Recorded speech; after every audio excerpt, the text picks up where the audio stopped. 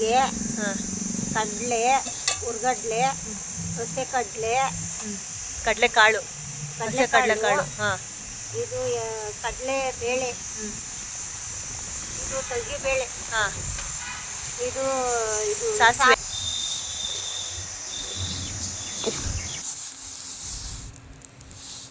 400 gram ಜೀರಿಗೆ, 3 kg ಬೀಜಕ್ಕೆ, ಅರ್ಧ ಕೆ ಜಿ ಕಡಲೆ ಉರಿಬಾರ್ದು, ಹಂಗೆ ಹಾಕಬೇಕು.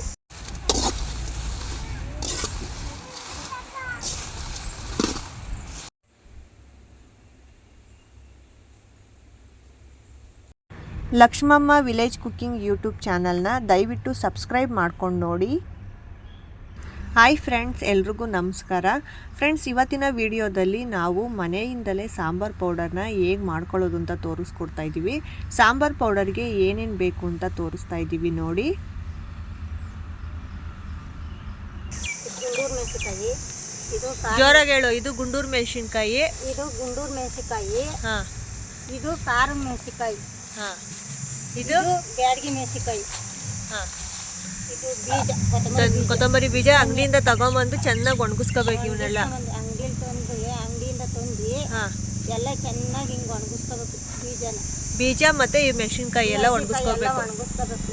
ಹಾಂ ಅದಾದಮೇಲೆ ಇನ್ನು ಹೆಸರು ಕಾಳು, ಹಾಂ ಜೀರಿಗೆ, ಹಾಂ ಕಡಲೆ, ಹುರ್ಗಡ್ಲೆ, ಸೊಸೆ ಕಡಲೆ, ಕಡಲೆಕಾಳು, ಹಸಿ ಕಡಲೆಕಾಳು, ಹಾಂ ಇದು ಕಡಲೆ ಬೇಳೆ, ಇದು ತೊಗರಿ ಬೇಳೆ, ಹಾಂ ಇದು ಇದು ಸಾಸಿವೆ, ಇದು ಇದು ಗಸಗಸೆ, ಹಾಂ ಇದು ಇದು ಮೆಂತ್ಯವು, ಮೆಣಸು, ಮೆಣಸು, ಅರಿಶಿನ, ಅದು ಚಕ್ಕೆ, ಲವಂಗ, ಹಾಂ ಇಷ್ಟು ಬೇಕು. ಫ್ರೆಂಡ್ಸ್, ನಾವಿಲ್ಲಿ ಸಾಂಬಾರ್ ಪೌಡ್ರಿಗೆ ಅಂದರೆ ವೆಜ್ ಪೌಡ್ರಿಗೆ ಒಟ್ಟು 3 kg ಧನಿಯಾ ಬೀಜ ತೊಗೊಂಡಿದ್ದೀವಿ.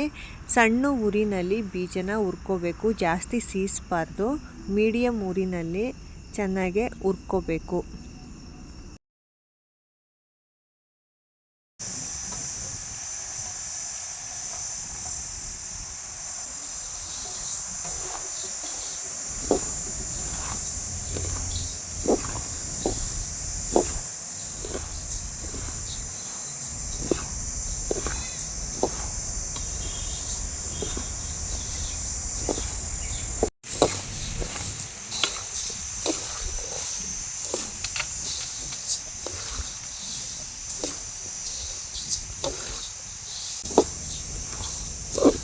ಹೀಗಾಗೈತೆ ಇದು. ನೋಡಿ, ಈ ಥರ ಹಿಂಗೆ ಹುರ್ಕೋಬೇಕು, ಜಾಸ್ತಿ ಸೀಸ್ಲೂಬಾರ್ದು, ಇಷ್ಟು ಹುರ್ಕೋಬೇಕು. ಇವಾಗ ಇದು ರೆಡಿ ಆಗೈತೆ. ಇದು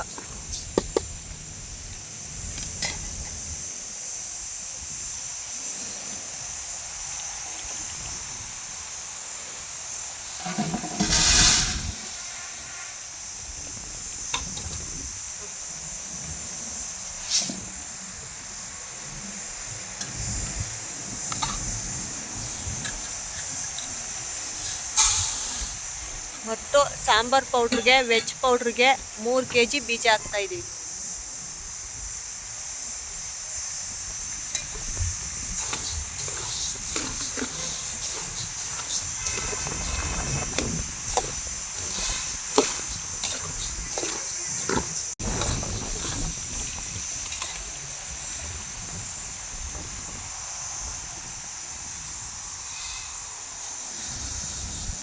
ಮೂರು kg ಬೀಜ ಹುರ್ಕೊಂಡಿದ್ದೀವಿ ಈ ಥರ. ಈಗ 3 kg ಬೀಜಕ್ಕೆ ಯಾವ್ಯಾವ ಕಾಳು ಎಷ್ಟೆಷ್ಟು ಹಾಕಬೇಕು ಅಂತ. ಕಡಲೆಕಾಳು ಅರ್ಧ kg ಕಡಲೆಕಾಳು ಹಾಕಬೇಕು. 3 kg ಧನಿಯಾ ಬೀಜಕ್ಕೆ ಅರ್ಧ kg ಕಡಲೆಕಾಳು ಹಾಕಬೇಕು. ಕಡಲೆಕಾಳು ಚೆನ್ನಾಗಿ ಹುರ್ಕೋಬೇಕು.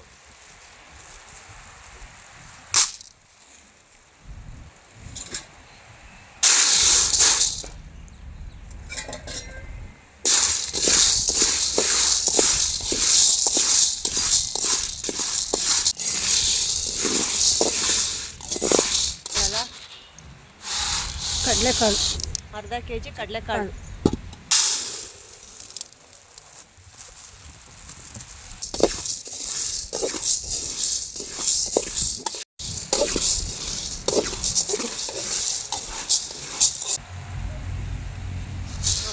kg ಕಡಲೆಬೇಳೆ, ಹೆಸರು ಕಾಳು ಅರ್ಧ ಕೆ ಜಿನ, ಅರ್ಧ ಕೆ ಜಿ ಹೆಸರು ಕಾಳು.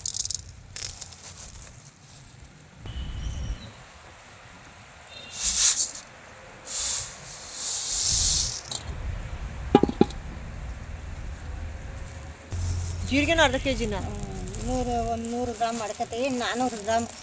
400 ಗ್ರಾಮ್ ಜೀರಿಗೆ. ಅರ್ಧ ಕೆ ಜಿ ತಂದಿದ್ದಾ? ಅರ್ಧ ಕೆ ಜಿಲಿ 100 ಗ್ರಾಮ್ ಅಷ್ಟು ಮಡಿಕೊಂಡಿದ್ದೀವಿ. 400 ಗ್ರಾಮ್ ಜೀರಿಗೆ ಹಾಕ್ಬೇಕು. ಈ ಥರ ಹುರ್ಕೋಬೇಕು. ಚಟ ಚಟ ಚಟ ಅಂತದೆ, ಈ ಥರ ಹುರ್ಕೋಬೇಕು.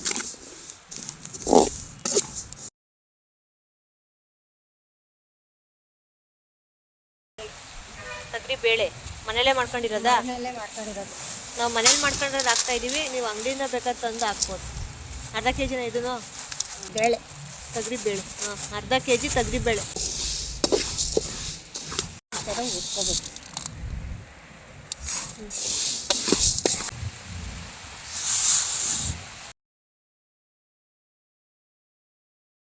ಮೆಣಸು 100 ಗ್ರಾಮ್ ಮೆಣಸು.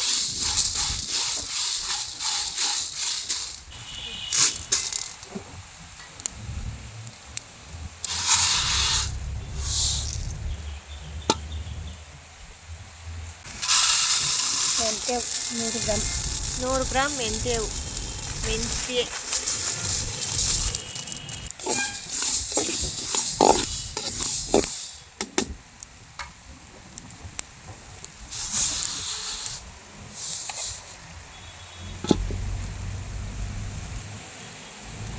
ಸಾಸಿವೆ ನಾನೇ ಮಾಡಿರೋದು 100 ಗ್ರಾಮ್. 100 ಗ್ರಾಮ್.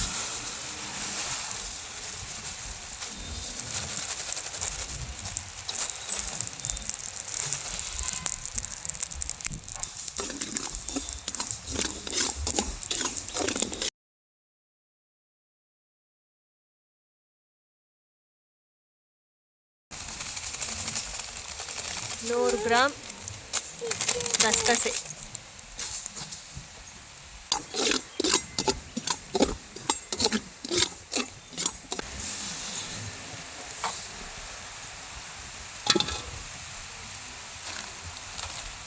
ಗ್ರಾಮ್ ಚಕ್ಕೆ, 100 ಗ್ರಾಮ್ ಲವಂಗ. ಚಕ್ಕೆ 100, ಲವಂಗ 100 ಗ್ರಾಮ್.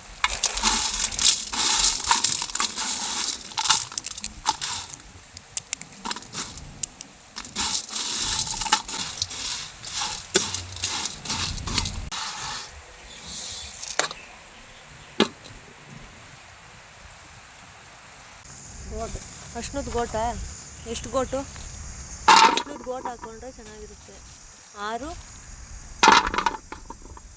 3, 6, 9 ಅಷ್ಟೊಂದು ಗೋಟು.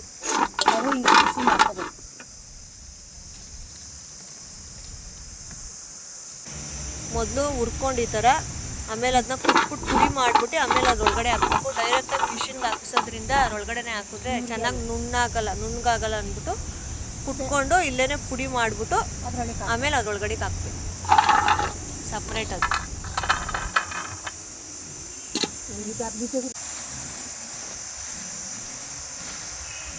ಕಡಲೆ ಅರ್ಧ ಕೆ ಜಿನ, ಅರ್ಧ ಕೆ ಜಿ ಕಡಲೆ ಉರಿಬಾರ್ದು, ಹಂಗೆ ಹಾಕಬೇಕು. ಹಂಗೆ ಹಾಕ್ಬೇಕು. 3 ಕೆ ಜಿ ಧನಿಯಾ ಬೀಜಕ್ಕೆ ಅರ್ಧ ಕೆ ಜಿ ಕಡಲೆ ಉರಿಬಾರ್ದು, ಹಂಗೆ ಹಾಕಬೇಕು. ಏನೇನು ಹಾಕಬೇಕು ಅಂತ ನಾನು ಡಿಸ್ಕ್ರಿಪ್ಷನಲ್ಲಿ ಕೊಟ್ಟಿರ್ತೀನಿ, ಹೋಗಿ ಚೆಕ್ ಮಾಡ್ಕೊಳ್ಳಿ.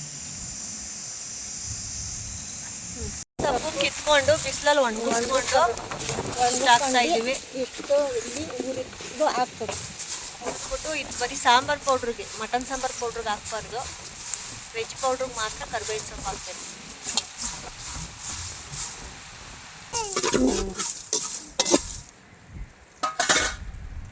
ಈ ಥರ ಹುರ್ಕೊಂಡು ಹಾಕ್ಬೇಕು.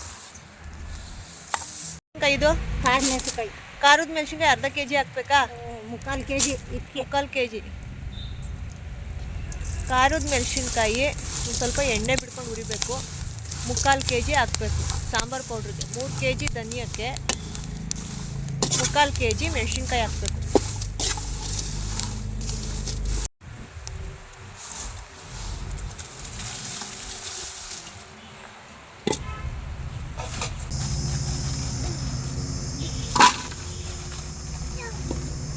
ಬ್ಯಾಡಗೆ ಮೆಣಸಿನ್ಕಾಯಿ, ಸಾಂಬಾರು ಪೌಡ್ರಿಗೆ 300 ಗ್ರಾಮ್ ಹಾಕ್ತೀವಿ.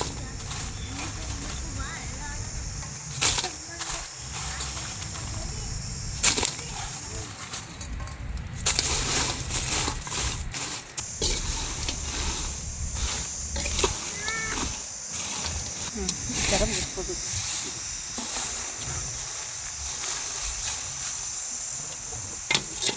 300 ಗ್ರಾಮ್ ಬ್ಯಾಡಗೆ ಮೆಣಸಿನ್ಕಾಯಿ, ಅರ್ಧ kg ಗುಂಟೂರು ಮೆಣಸಿನ್ಕಾಯಿ ಹಾಕಬೇಕು.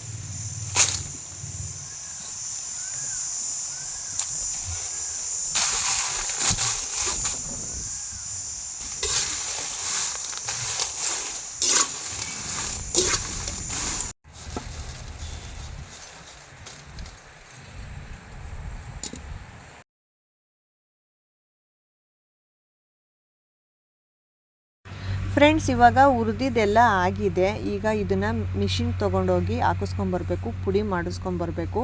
ನಾವು ಇದಕ್ಕೆ ಏನೇನು ಹಾಕಿದ್ದೀವಿ ಅಂತ ನಿಮ್ಗೇನಾದ್ರು ಕನ್ಫ್ಯೂಸ್ ಇದ್ದರೆ ನಾನು ಡಿಸ್ಕ್ರಿಪ್ಷನಲ್ಲಿ ಕೊಟ್ಟಿರ್ತೀನಿ, ಒಂದ್ಸಲ ಹೋಗಿ ಚೆಕ್ ಮಾಡ್ಕೊಳ್ಳಿ. ನೋಡಿ ಫ್ರೆಂಡ್ಸ್, ಮಿಷಿನ್ಗೆ ಹಾಕಿಸ್ಕೊಂಡು ಬಂದಮೇಲೆ ಈ ಥರ ಪುಡಿ ಆಗುತ್ತೆ. ಇದು ಮನೆಯಿಂದಲೇ ಸಾಂಬಾರು ಪೌಡರ್ನ ಮಾಡ್ಕೊಳ್ಳೋ ಅಂಥ ವಿಧಾನ. ನಿಮ್ಮೆಲ್ರಿಗೂ ಈ ವಿಡಿಯೋ ಏನಾದರೂ ಇಷ್ಟ ಆಗಿದರೆ ದಯವಿಟ್ಟು ಒಂದು ಲೈಕ್ ಮಾಡಿ, ಹಾಗೆ ನಿಮ್ಮ ಫ್ರೆಂಡ್ಸ್ಗೂ ಕೂಡ ಶೇರ್ ಮಾಡಿ. ಜೊತೆಗೆ ನಮ್ಮ ಚಾನಲ್ನ ಸಬ್ಸ್ಕ್ರೈಬ್ ಮಾಡ್ಕೊಳ್ಳೋದನ್ನ ಮರಿಬೇಡಿ.